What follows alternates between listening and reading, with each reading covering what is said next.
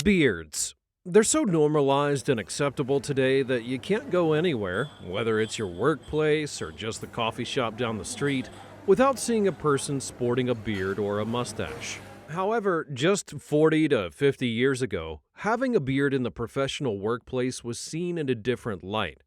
During the 1980s and 90s, it was seen as undesirable, even unprofessional. So, why were beards so unpopular at this time in the workforce?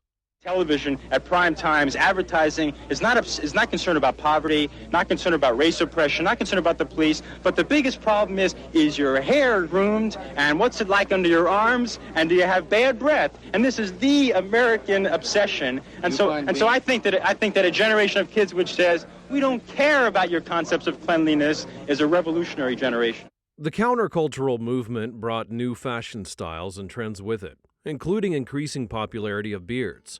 Role models of the 60s included celebrities like the Beatles, who began to grow out their beards as a result of the movement. To the activists in the 60s, the Beatles were not just a band, they were a cultural icon. Through their experiments, both in their presentation and fashion style, and through the musical choices, they were seen as different and therefore fit in with the lifestyle of rebellion that was desired in the 60s.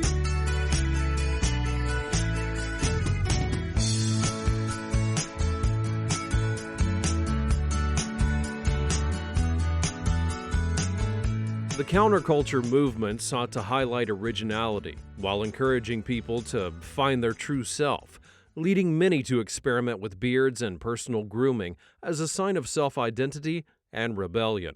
As a result, many of the rising artists who came out of the movement, such as Allen Ginsberg, grew distinctive beards. Ginsberg rose to popularity in the 60s as a result of his unconventional poetry and his activism in the countercultural movement. His epic poem, Howl, in particular, was shared in many social gatherings, and he became a recognizable leader of the movement. His poetry is well recognized even today for its influential work on free verse and for the cultural movement it represents.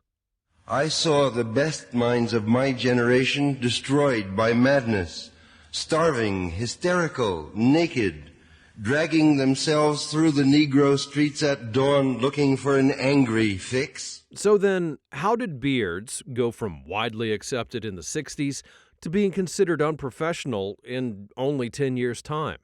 It would be the result of the countercultural movement backlash, which was caused by the political climate and leaders like Ronald Reagan, who brought back the standard of old ideals and norms to the average American.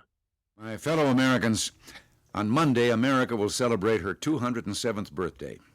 I love the 4th of July. I enjoy picnics and fireworks and long summer days.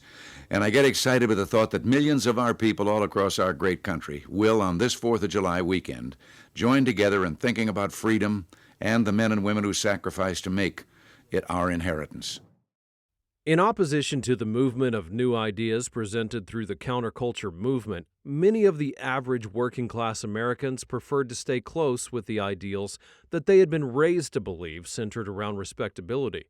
Leaders like Reagan encouraged such a lifestyle, leading many in the workplace to prioritize workplace professionalism and to appear polished and formal, choosing a more clean-shaven look than the beards that many leaders of the counterculture movement had. They must be made to understand we will never compromise our principles and standards. We will never give away our freedom. We will never abandon our belief in God. Beard trends through the counterculture movement and its backlash show how important role models and celebrities affect style trends, including beards. This trend continues today, where as a result of events like beard competitions and tools like social media, which opens up new styles and ideas, we're able to openly express identity in many ways, including through beards and facial hair.